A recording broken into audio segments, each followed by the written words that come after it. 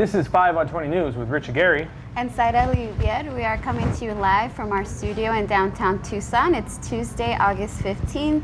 First, let's talk local headlines. Let's do it. Donald Trump is reportedly considering a pardon for infamous former Maricopa Sheriff Joe Arpaio. This is according to a Fox News report, so take it lightly. The report said that the president's decision would come in the next few days if he does seek a pardon, although he may opt for an appeal by Arpaio's lawyers. Trump told Fox that Arpaio has done a lot in the battle against illegal immigration and is admired by many Americans. At least the first part is true. Arpaio did do a lot in the battle against illegal immigration, and that's why he's going to jail. Arpaio was convicted of refusing a judge's order to stop his immigration posse. The group was accused of racially profiling immigrants, which prompted the judge's order in the first place. But according to the president, Arpaio is a, quote, American patriot. Arpaio is scheduled to be sentenced on October 5th and could face up to 6 months in jail. However, legal experts don't expect him to actually serve time. In the meantime, Arpaio says that he's grateful to have the president's support. But considering the fate of Trump supporters like Sean Spicer, Anthony Saramucci, and Michael Flynn, Arpaio might want to walk that one back. And if there was any doubt about the Fox News report, Trump retweeted the story himself, adding to speculation that he's considering the pardon. He'll announce his official decision in primetime special featuring Spicer, Saramucci, Flynn, all performing an a cappella version of the Eagles' Heart of the Matter. A group of Pima County supervisors condemned comments made by fellow supervisor Allie Miller, who wrote on Facebook thread that she was proud to be white in the midst of the weekend's racial tensions. Maybe condemned isn't the right word. Ramon Valadez from District 2 tried the wishy-washy political approach by stating that America is one team and that all other rah-rah stuff. Steve Christie actually used the opportunity to blame Miller's opponents, who he said got the fodder they had been waiting for, and an opportunity to pounce and denounce. No, Steve, that's what you're supposed to do. Pima County Supervisor Richard Elias took the toughest tone on Miller, saying that these comments further legitimize the immoral ideology of white supremacy that is on the rise throughout our country. He finishes the statement by saying that nobody asked Miller to apologize for her being white, but that she owes it to the community to apologize for the remarks. Board Chair Sharon Bronson also believes Miller should apologize. Miller responded on another Facebook thread, posting dank memes about Elias being a cuck. You did it. That was tough. Candidates to be the next superintendent of the Tucson Unified School District will appear in a series of interviews this week for the public. Each of the 4 finalists will be interviewed by the governing board and be subject to a Q&A session after each appearance. 1 finalist per day will be interviewed Monday through Thursday. This started with former principal Stephen Trejo, who was interviewed at Catalina High School last night. Tonight will be Maria Marin, also appearing at Catalina from 7 to 9. On Wednesday, Gabriel Trujillo will be at Catalina from 7 to 9. And newcomer Donna Hargens is scheduled to be interviewed at Saguaro High School on Thursday from 7 to 9. Hargens is the most controversial of the bunch, as she left the Kentucky school district that she ran in shambles. The 2 finalists will square off Saturday in a steel cage match where Hargens is favored to win. That would be fun to watch. I'm going to watch it. I got it. I got the pay-per-view. I already paid for it. Bisbee, Arizona was one of the 15 cities voted as one of the best places to relocate before it gets popular, according to the website Thrillist. The website asked dozens of writers to choose from any American city with a population under 70,000 to relocate. In terms of Bisbee, the site says that the average house costs under $30,000 and that your neighbors will be a mix of rough and tumble minor and recovering yuppies. It also mentioned how Bisbee's high latitude means cooler summer temperatures and that the city is full of galleries and shops. This is the second list that Bisbee has appeared on this year. As it is also named Best Historic Town by a USA Today Readers poll, ensuring that Bisbee will stop being cool within just 5 years. Now in national and international news. That was Bisbee? That was the Bisbee one? Okay. The decision by the Trump administration earlier this year to cut funding for groups fighting right-wing violence is coming under scrutiny this week amidst the racially motivated violence this past weekend. The president was criticized by groups such as the Southern Poverty Law Center for cutting funds for the Countering Violent Extremism program. The program was created in the final days of the Obama administration and gave $10 million in funding to 31 applicants, including groups who are dedicated to fighting white supremacy and de-radicalizing neo-Nazis.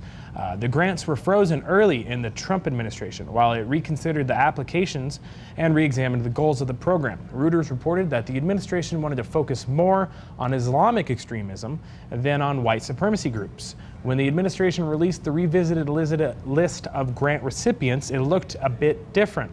Funding was pulled from 12 groups, including $400,000 for a group called Life After Hate, one of the only grant recipients focused on fighting far-right extremism. The group helps people leave the neo-Nazi lifestyle through direct support. The Trump administration cut $900,000 of grants that would have funded a program at the University of North Carolina to counter jihadist and white supremacy recruiting. Meanwhile, the groups who were funded involved law enforcement agencies or proposals backed by police. One proposal requested funds for a green screen to be used with police body cameras.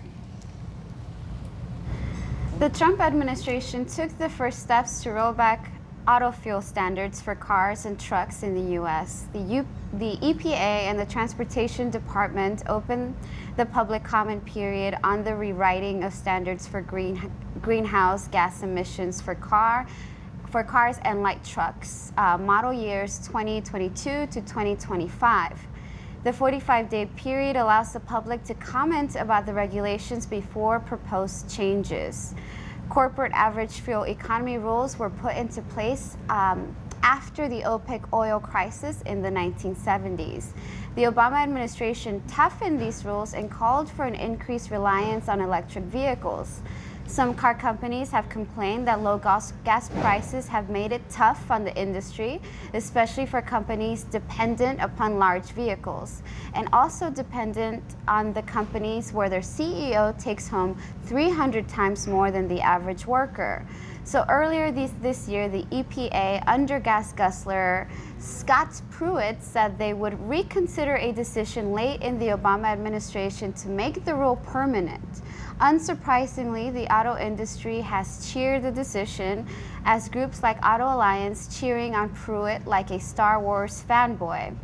Also unsurprisingly, environmental groups have criticized the move, accusing the EPA of bringing back questions that have already been asked and answered. Pruitt defended the decision, stated that the public can comment to change their mind. To make a public comment, you'll simply need to show up to a cave below a dark hill at the start of morning on the 11th day of December wearing a gold amulet. Fatality. That was the 11th December. Wait, it was the gold amulet? That's right. Okay, got it. Bruh. A man was arrested in connection with the plot to blow up an Oklahoma City bank. 23-year-old Jerry Drake Varnell of Zaira, Oklahoma, was arrested early on Saturday and appeared in federal court yesterday. He's accused of plotting to detonate a vehicle bomb in an alley near Bank First in downtown Oklahoma City. A federal complaint stated that an informant was told by Varnell that he was upset with the government and was seeking retaliation. Officials said that he originally wanted to blow up the Federal Reserve building in Washington, D.C. with a similar device, but didn't go through with it. He also told the informant via text message that he had a bunker for when the United States collapsed and that he was trying to build a team. Little did he know, he could have just visited Charlottesville, Virginia, and had his pick of the litter. An undercover agent met face-to-face with Varnell, where they discussed obtaining materials for an ammonium nitrate and fuel oil bomb, similar to the one used in the 1995 Oklahoma City bombing. Varnell told the agent that he previously made homemade explosives, but that he wanted to use the bombs after closing hours. He told the agent that killing lots of people wasn't a good idea to get something done, showing more common sense than most of our past presidents. Attorney General Jeff Sessions said that he would make a decision on the charges once he gets over the shock of learning that Varnell wasn't a Muslim. The Justice Department pushed back on calls for James Alex Fields to be charged with terrorism because no criminal law against domestic terrorism actually exists. Field was the driver of the car that killed Heather Heyer during this past weekend's violence in Charlottesville. While there's no specific law designated to target domestic terrorism, the Patriot Act does define the term. Under the designation of domestic terrorism, the Justice Department has broad powers to investigate. Attorney General Jeff Sessions told Good Morning America yesterday that the killing does meet the definition of domestic terrorism in our statute. According to Neil Cattell, a Georgetown law professor, the government can now go at the case in 3 different ways. First, they can charge the act as a hate crime. The second is that the act was a conspiracy to deprive individuals of human rights. The third option is to classify it as an act of domestic terror, which itself isn't a crime, according to Cattell. So he says calling it domestic terrorism allows the government to investigate but not to file the charges. Tricky. A similar case was that of 1995 Oklahoma bombing by Timothy McVeigh, weirdly the second mention of this incident during the show. McVeigh was convicted of killing federal agents and other crimes but never charged with terrorism. This strange legal loophole has been criticized because it can be racially biased. If Fields had been an American Muslim who killed in the name of the Islamic State, then he could have been convicted of international terrorism, even though he was an American citizen. For now, the state of Virginia has charged Fields with second-degree murder and other crimes. You've got to wonder where all those people who demanded a year ago that Obama use the term Islamic terrorism. They must be busy rallying. A network of libertarian activists are promoting their ideology.